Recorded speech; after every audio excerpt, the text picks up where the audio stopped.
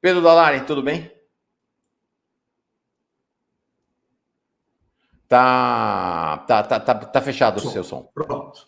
Salve, caro Mauro, grande amigo, um prazer revê-lo e um prazer estar podendo conversar com você e com a sua audiência, sempre um debate tão interessante, tão instigante, né? E eu estava acompanhando, né, a sua avaliação, sempre muito obrigado. Precisa, né? Então, vamos lá, é um prazer estar com você. A última vez que a gente se encontrou, eu tô com bem mais cabelo branco que você, mas eu não tinha estudo de cabelo branco, não. Fazia um tempinho que faz um tempo. É que você também usa barba branca, então você fica com ar de profeta, assim, né? É bom profeta bíblico, né? Então... É bom te rever. Pedro, explica para a nossa audiência, em primeiro lugar, de maneira, claro, resumida, mas talvez tenha gente aqui que não saiba o que foi a Comissão Nacional da Verdade que você coordenou. Não, com muita satisfação. E é simples, não é difícil. Como todos sabem, o Brasil viveu uma ditadura militar do período de 1964 a 1985, quando se encerrou o governo do general Figueiredo, que foi o último dos presidentes militares, dos ditadores, né? E no período da ditadura, por ação das Forças Armadas que comandavam o país, houve uma fortíssima repressão política com mortes, tortura, desaparecimento forçado, e isto, por conta exatamente da ditadura, nunca havia sido apurado, né? Os autores dessas graves violações de direitos humanos nunca haviam sido investigados, né?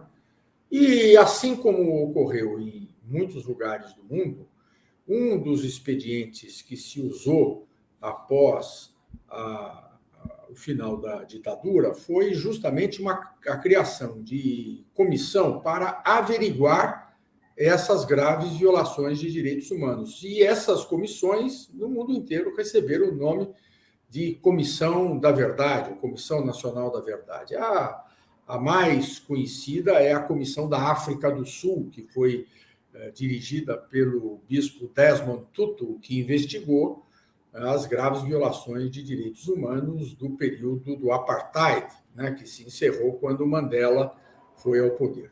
No Brasil demorou muito, porque, encerrada a ditadura em 1985, só veio a se instalar a Comissão Nacional da Verdade em 2012, e por uma decisão do Congresso Nacional. Foi uma lei votada no Congresso Nacional. Então, entre 2012 e 2014, o que a Comissão Nacional da Verdade fez foi investigar aquilo que não havia sido investigado. Ao final, produziu um relatório. Este relatório é muito abrangente, é um grande documento de referência, com a indicação de nomes, locais, nomes das vítimas, nomes dos autores, métodos de violações de direitos humanos, e é um documento oficial do Estado brasileiro que está disponível para todos. Basta entrar no site do Arquivo Nacional e lá tem o portal, não só com o relatório, como com as fotografias e filmes dos processos de averiguação e tudo mais. E missão cumprida, a comissão se encerrou, era a missão dela. E ela voltou à tona mais recentemente porque ficou evidente que até hoje os militares não aceitaram que a Comissão Nacional da Verdade tivesse existido. Essa é que é a realidade, né?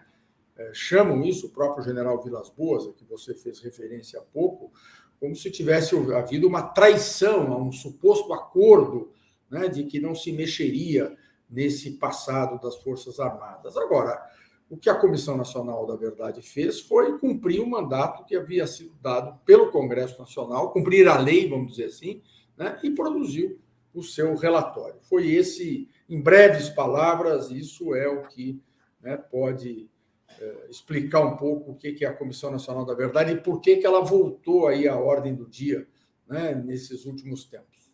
Há um aspecto que eu queria destacar dessa sua brevíssima informação sobre a Comissão da Verdade. Então, Pedro, que ao contrário do que esses militares brasileiros dizem, no caso, interessante que os dois maiores antagonistas hoje, né, da Comissão Nacional da Verdade, né, também foram ao longo dos anos, mas houve outros que se antagonizaram também, que são o general Vilas Boas e o general Etchegóin. Curiosamente, um era o comandante do Exército no golpe contra Dilma, o outro era o chefe do Estado-Maior do Exército no golpe contra Dilma.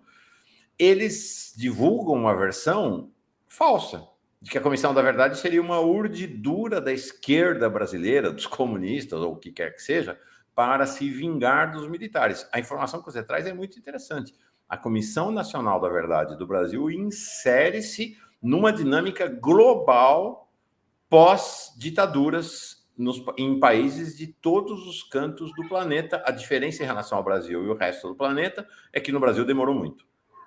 Não, exatamente. Os estudiosos sobre essa matéria listam cerca de 40 comissões da verdade que existiram ao longo do mundo. E é uma diretriz. No Brasil, a comissão foi constituída em 2012 por lei votada pelo Congresso Nacional.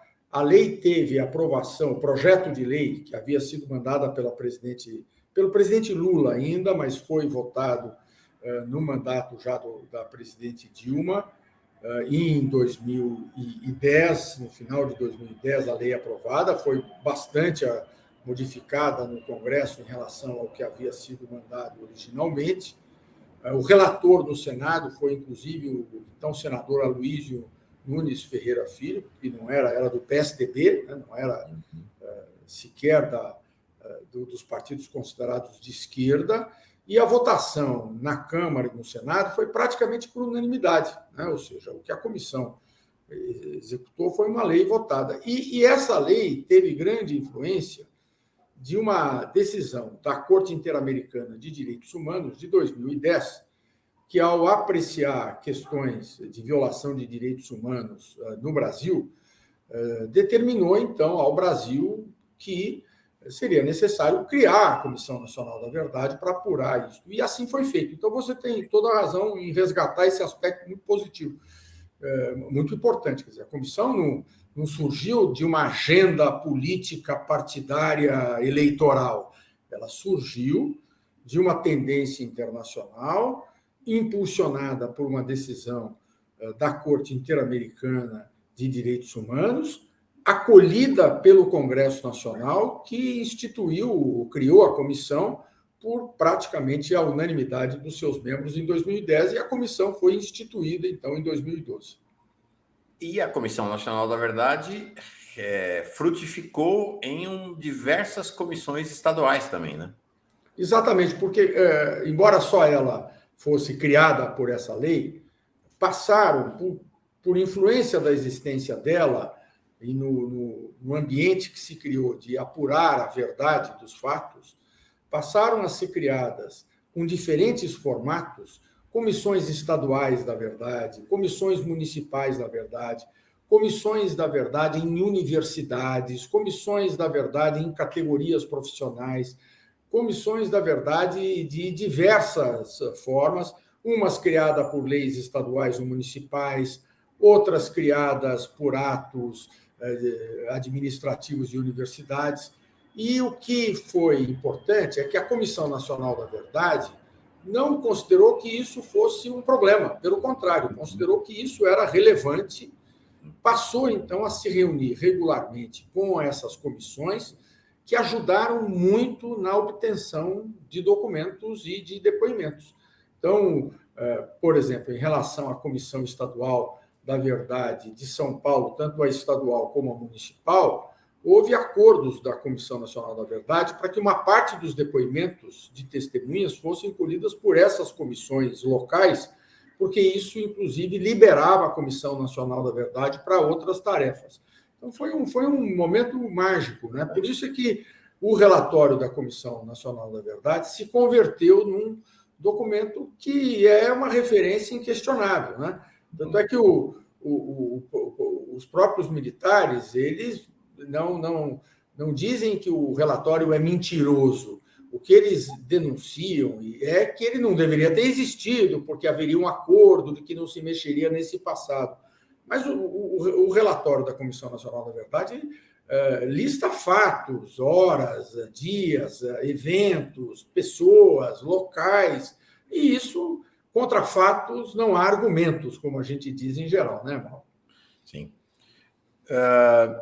Deixa eu te perguntar. Bom, primeiro, gente, quem tiver interesse, é só ir no YouTube e escrever Comissão Nacional da Verdade, Comissão Estadual da Verdade de São Paulo.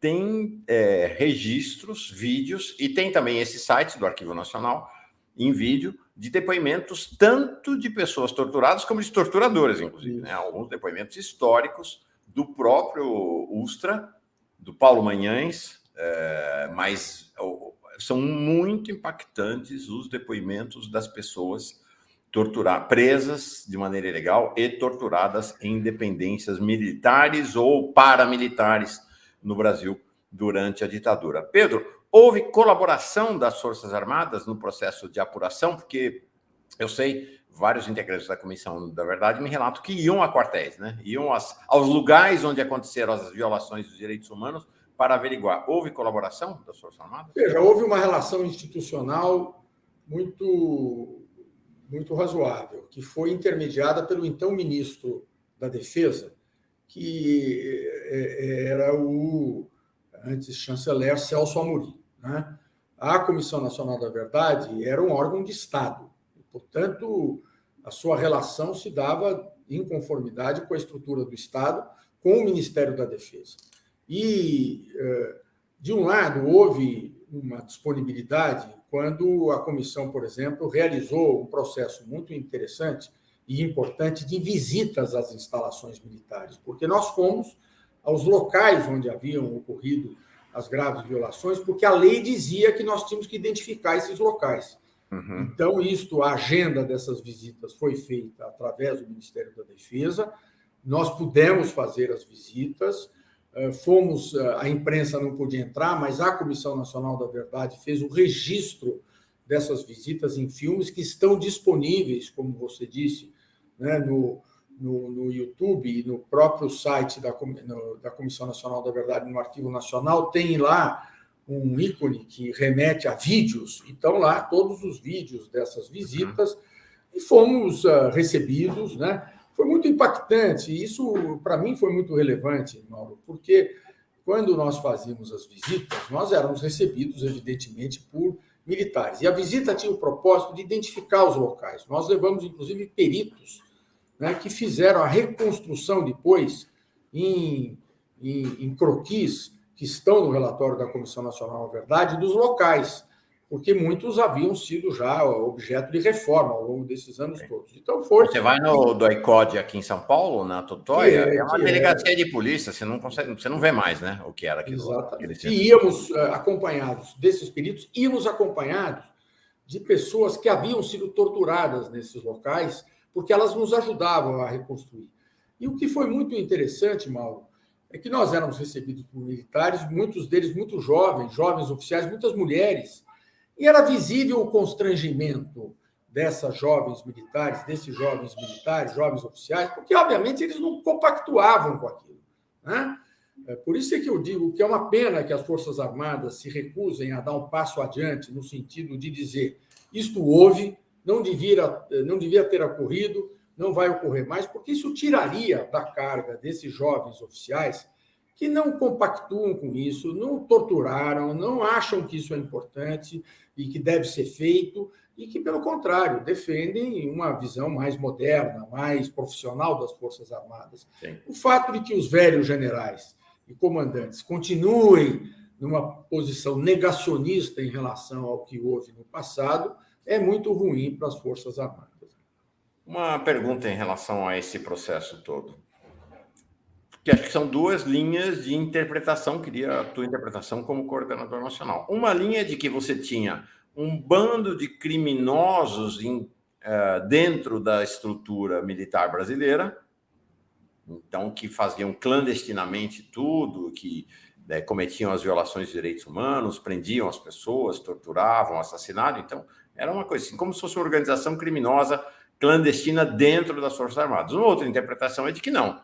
né? Foi uma ação institucional das Forças Armadas, elas aconteciam com militares da ativa, em lugares em sedes militares ou em lugares cedidos por empresários para a ação do militar. A gente teve um processo institucional de violação dos direitos humanos durante a ditadura, ou foi... Sem dúvida. Não, processo institucional. Durante muito tempo, os militares defendiam a tese. Primeiro, negavam que tivesse ocorrido aquilo, né? A tortura e as execuções. Depois, sustentaram que aquilo havia sido conduta de indivíduos, né? Ou dentro de uma estrutura clandestina. Mas ficou evidente pela Comissão Nacional da Verdade, pela apuração, de que foi uma ação do Estado brasileiro, institucional, né? Tanto é que no capítulo 18 do relatório, quando se estabelece as conclusões, a primeira conclusão é justamente essa, né? De que as graves violações de direitos humanos no período da ditadura foram produzidas por ação institucional do Estado brasileiro, a partir da estrutura das cadeias de comando, o que nos levou, inclusive, a colocar na lista dos graves violadores, porque a lei determinou que nós tivéssemos que apontar a autoria, nós começamos pelos presidentes da República do período militar, porque era do Palácio do Planalto que emergia toda a orientação e as políticas que tinham, nas graves violações de direitos humanos, uma política pública, uma política de Estado, né? Isso é inquestionável e a quantidade de elementos que tem no relatório permite que qualquer pessoa conclua isso. Importantíssimo esse seu olhar. Pedro, isso que você fala, esta sombra, e quando eu pego a imagem do Carlos Alberto Brilhante Ustra, que Bolsonaro tentou transformar em marechal e homenageou como o terror de Dilma Rousseff no seu voto contra o golpe, não foi ele o único torturador, evidente. São dezenas e dezenas de militares torturadores, mas ele se tornou o símbolo da tortura e, segundo o depoimento dos torturados, talvez o mais selvagem dos torturadores.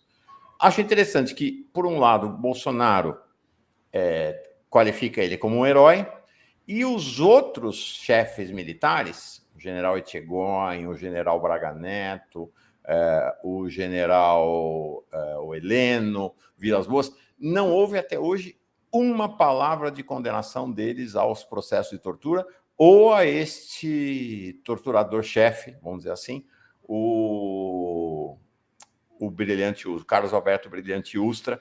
Eu relatei aqui o depoimento da Melinha, por exemplo, em relação ao que esse sujeito fez. É um negócio chocante, né? Choques no ânus, na vagina, no bico dos seios, na boca, nos ouvidos. Com as crianças assistindo. Com seus filhos de 7, 9 anos assistindo. Então, assim, de fato, houve uma cadeia de sustentação e cumplicidade daquela que ainda é hoje a cúpula militar brasileira com esse processo todo, né?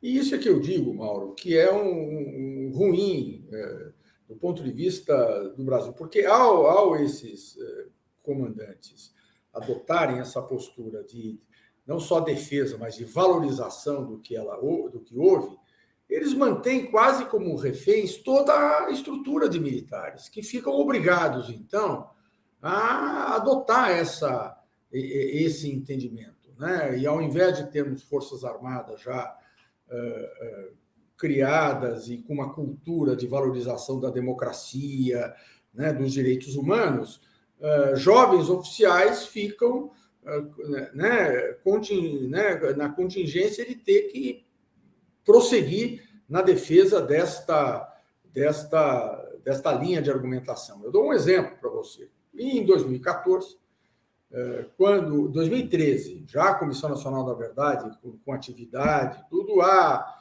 Academia Militar das Agulhas Negras, que forma a oficialidade do Exército, né, tinha lá sua turma de formatura, como tem todo final do ano, e eles escolhem um patrono.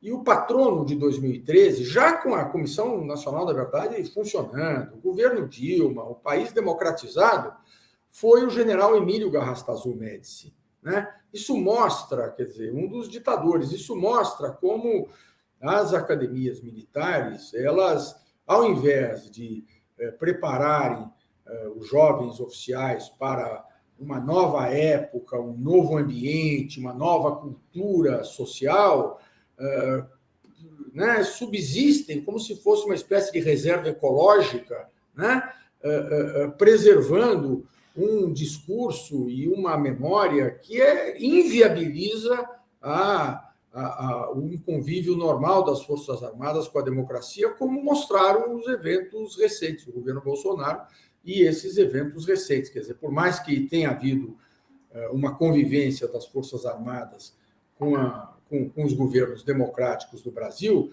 permanece dentro, no ambiente militar, este conjunto de princípios, de valores, de critérios que reforçam, né, a memória dessas práticas abomináveis que seriam inaceitáveis em qualquer lugar do mundo. Pedro, o que foi? Você participou da audiência com Carlos Alberto Brilhante Ustra? Não, eu não era ainda membro da Comissão Nacional da Verdade. Isto se deu...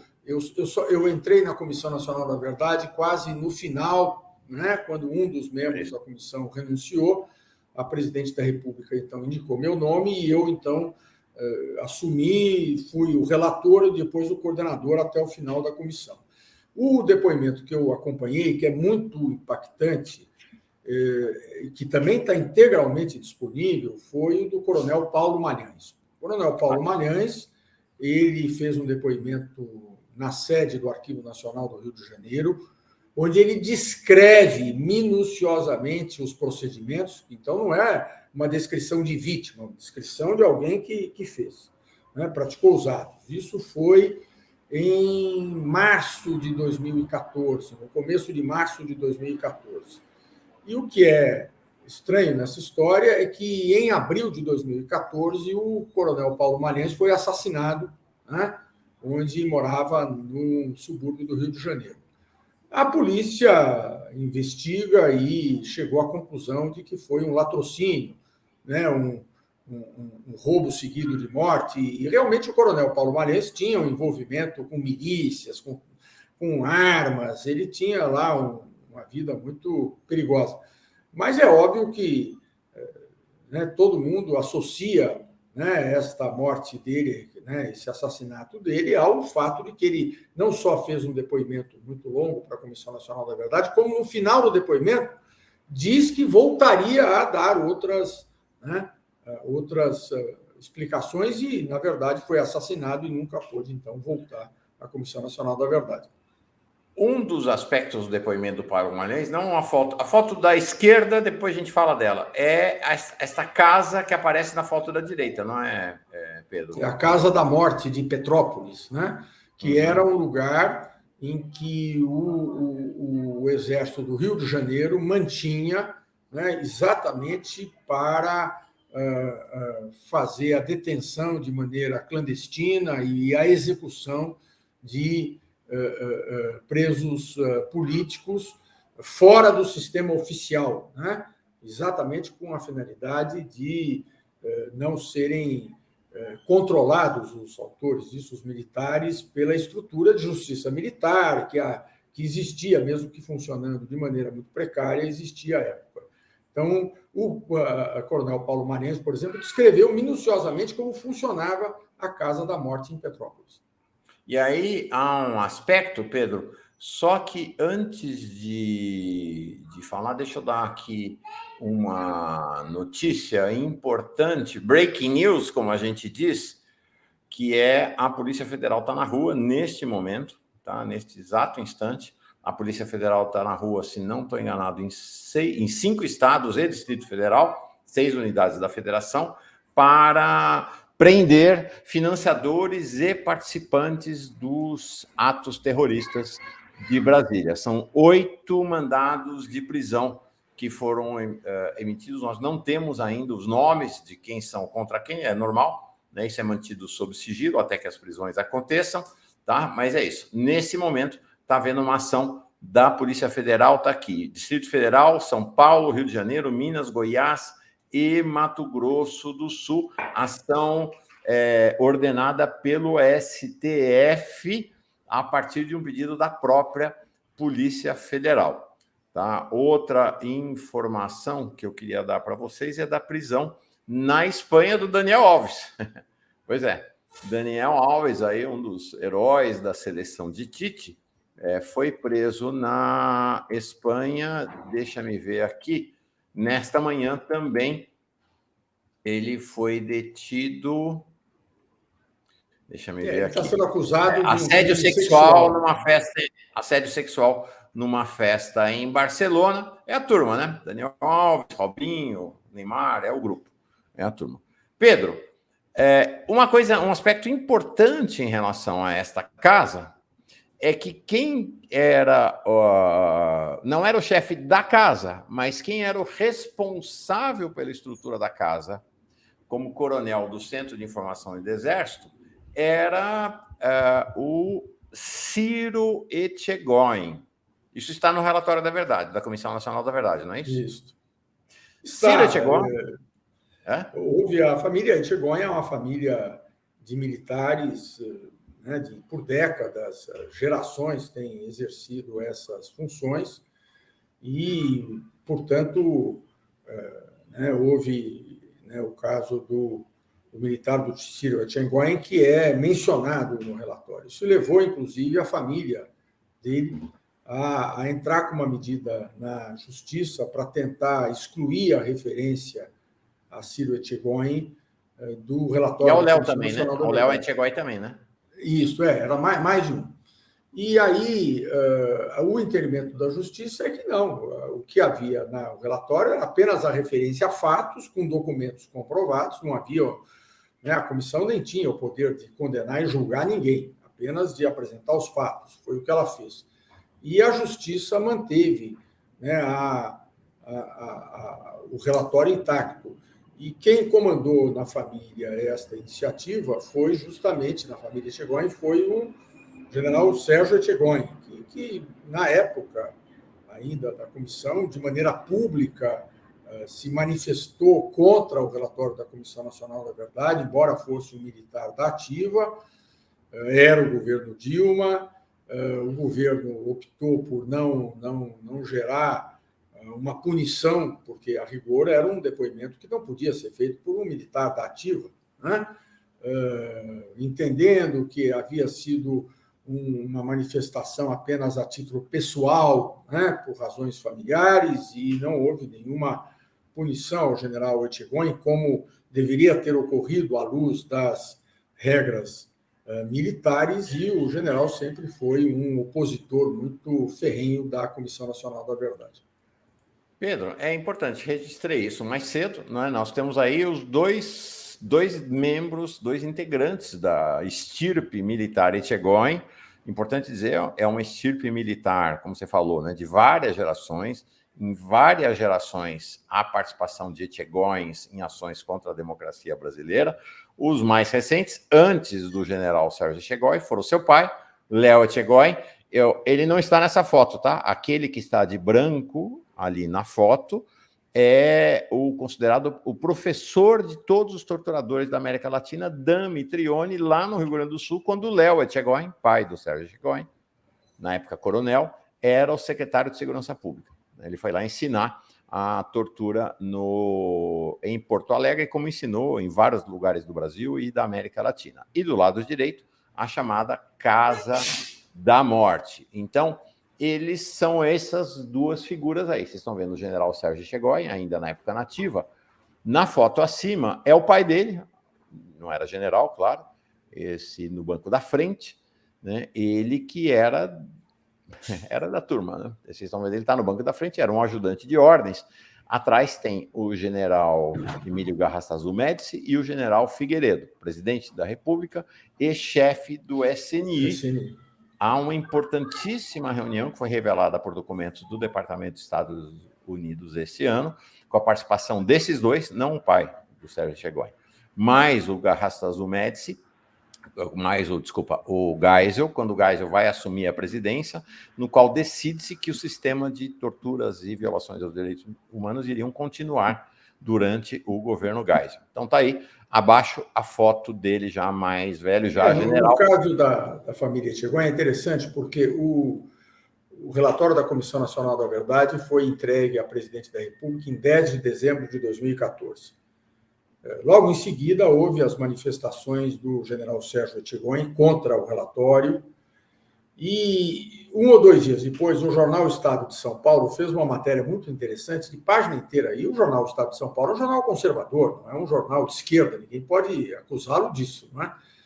Mostrando exatamente isso que você falou, como a família Etchegóin, por gerações, desde a década de 1930, né, já estava envolvido em movimentos contra o Estado, em movimentos insurrecionais, em tentativas de golpe, e que isso se prolonga ao longo das gerações, né? 30, 1940, ou seja, vem toda uma sequência, e aí nunca mais se falou nesse assunto, né? E realmente não é o caso. Veja, Mauro, em nenhum momento a Comissão Nacional da Verdade... Só uma coisa importante, né, Pedro, que o Etchegóin, a partir dali, do relatório da Comissão Nacional da Verdade, que já era um sujeito vinculado à extrema-direita, e esta ala militar, essa ala não, né? Esse sistema militar brasileiro, ele se transforma num inimigo público do PT, da democracia brasileira. Ele vira comandante do Estado-Maior do Exército, e ele, ao lado de Vilas Boas, vão ter um papel chave no golpe contra Dilma, e agora ele se levanta de novo contra o governo Lula, né, acusando o Lula de ser covarde, o presidente da República de ser covarde. Agora, a ironia é que quem fez ele chefe do Estado-Maior do Exército foi o governo Dilma. Exatamente. Né? Ele vira chefe do Estado-Maior do Exército no governo Dilma, depois vai exercer uma função ministerial no governo Michel Temer, né, o chefe do GSI, passa, né? Exatamente, passa a ficar, a ser um antipetista radical. Agora, em nenhum momento, viu, Mauro, a Comissão Nacional da Verdade, isso é importante explicitar, ela agiu movida por algum tipo de critério histórico, entende? Ela realmente se circunscreveu à apuração dos fatos, né? Das pessoas, dos locais, das horas. Quer dizer, nós em nenhum momento optamos por fazer a investigação de A, B ou C por causa do pai, do avô, do bisavô. Sim. Ou seja, não houve essa... Ela realmente... Por isso é que o documento persiste e permanece como um documento muito consistente, muito respeitado no mundo todo, porque ele é reflexo de uma apuração fática. Isso é muito importante para que não se crie a ideia de que ele... Né, não se reforce a ideia de que ele seria um instrumento político contra as Forças Armadas. Sim. Nunca foi. Não foi feito com essa concepção e não é. A ação do já general, na época, Sérgio Etchegóin, ação na Justiça contra o relatório da Comissão Nacional da Verdade, foi derrotada no Judiciário. Exatamente, porque ele queria que houvesse a retirada das referências a Ciro Etchegóin, pelo que eu me recordo, e o Judiciário disse que de jeito nenhum, eles são fatos, né? Não há uma análise histórica, não é um documento analítico, é um documento descritivo. Uhum. É isso aí.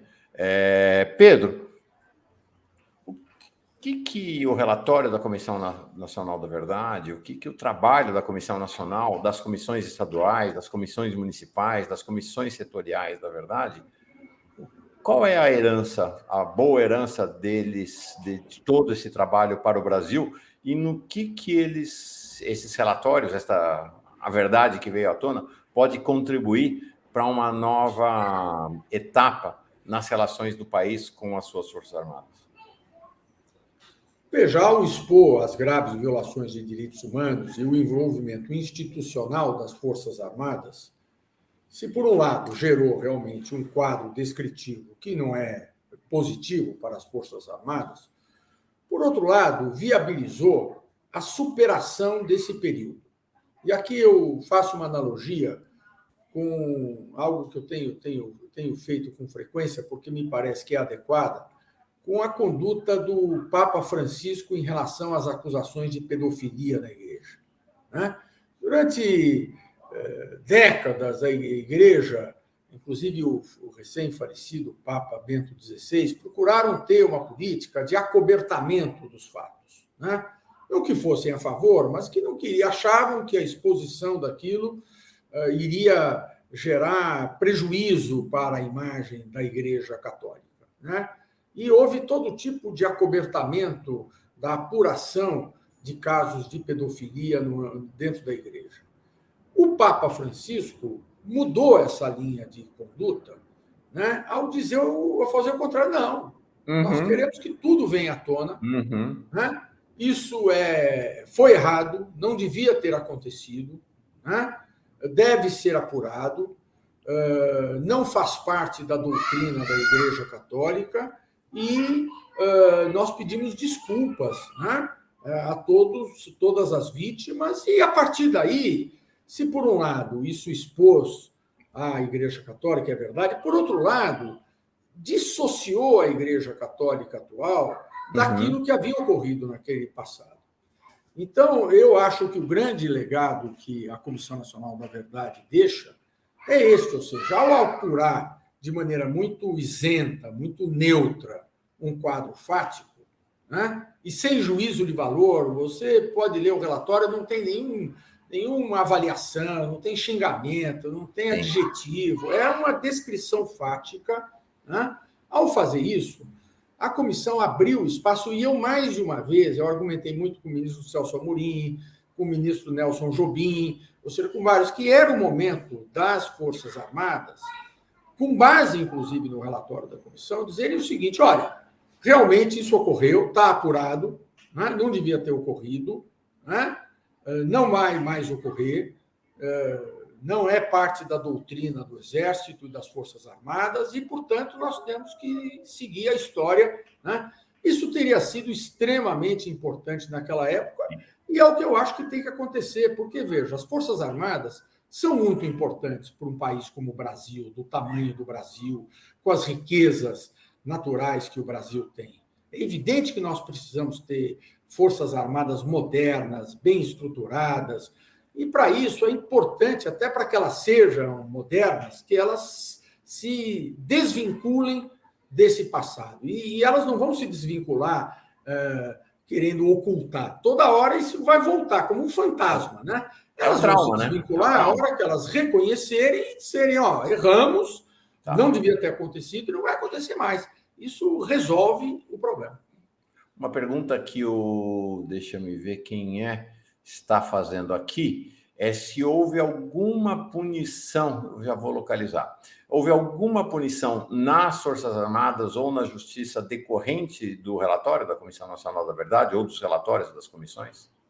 Não, essa é uma característica do Estado brasileiro, a impunidade, porque a comissão não tinha o poder de julgar, a comissão só tinha o poder de convocar pessoas para depor, requisitar documentos. Com as Forças Armadas tivemos dificuldade em obter alguns documentos, mas depois obtivemos.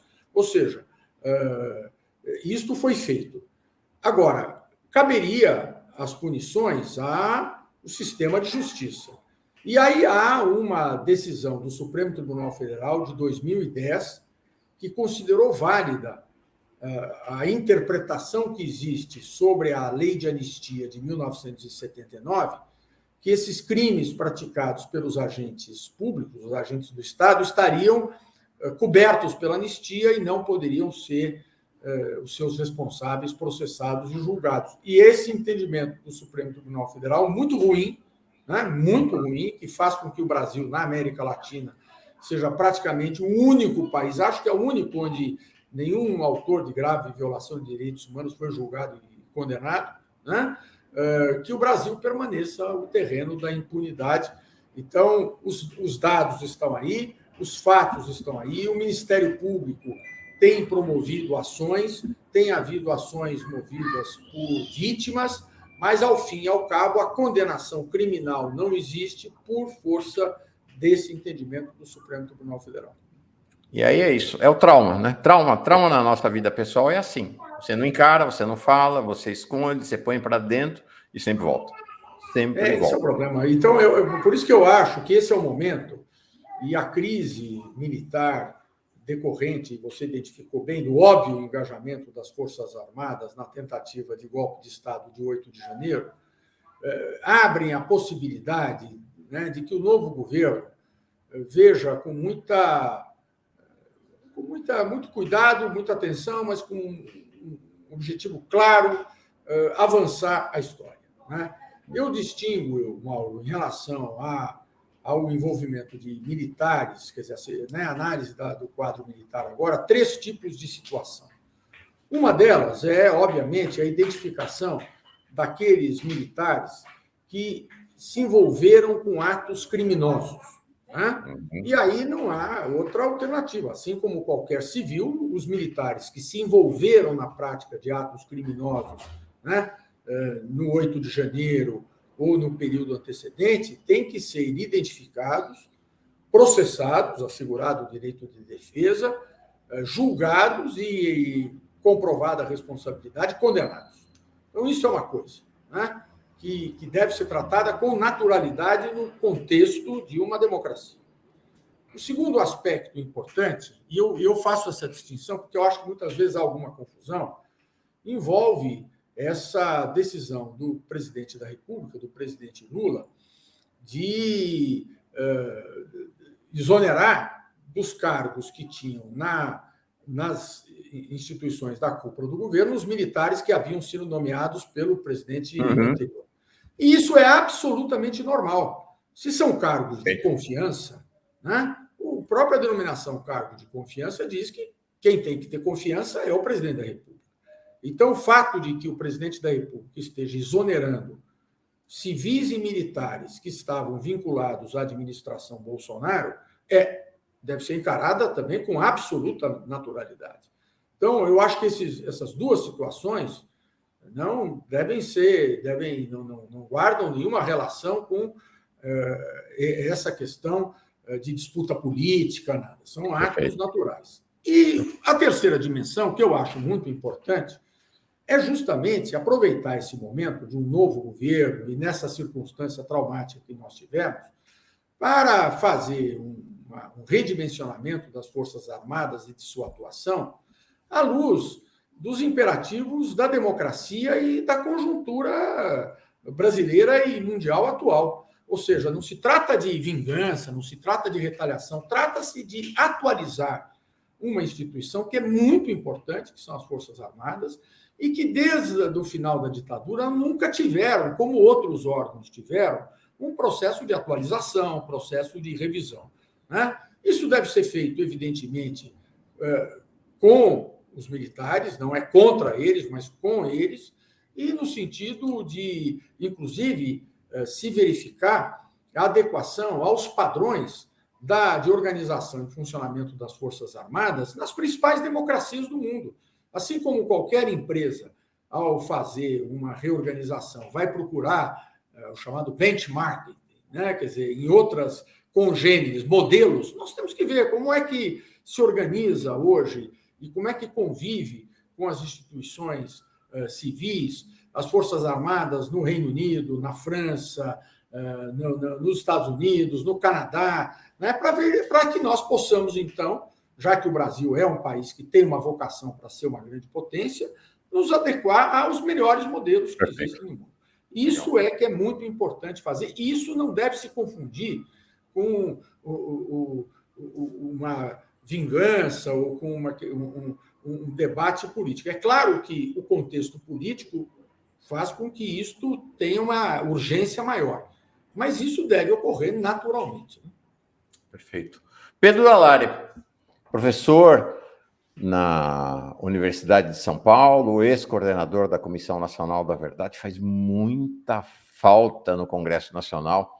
Pedro Dalari, gostaria muito de vê-lo lá, mas não me parece que seja teu horizonte nesse momento, né, Pedro? Hoje eu tenho me dedicado com muita satisfação à vida acadêmica, sou professor da Universidade de São Paulo, mas isso não me impede de ser aquilo que o Raymond Aron chamava um observador engajado, né? Ou seja, eu não sou mais atuante na vida política já há muitos anos, não sou. Isso. Venho da vida acadêmica já desde 1999, só saí dela a pedido da presidente Dilma para assumir a Comissão Nacional da Verdade, mas foi algo hiato, depois voltei à vida acadêmica. Mas isso não me impede de estar acompanhando e me manifestando em relação aos eventos que acontecem no Brasil como um integrante ativo da minha sociedade. Então, muito obrigado, Mauro, pelo convite e fico à disposição de você e de toda todos os seus fiéis seguidores, entre os Legal. quais me incluo, né, para voltarmos a conversar. Então, esse observador engajado vai estar aqui com a gente muitas vezes daqui para frente. Acho que vamos ter boas conversas aqui. Pedro Dalari é uma figura essencial para pensar a democracia brasileira. Obrigado, Pedro. Boa sexta-feira para ti. Para você também, abraço a todas e todos. Valeu.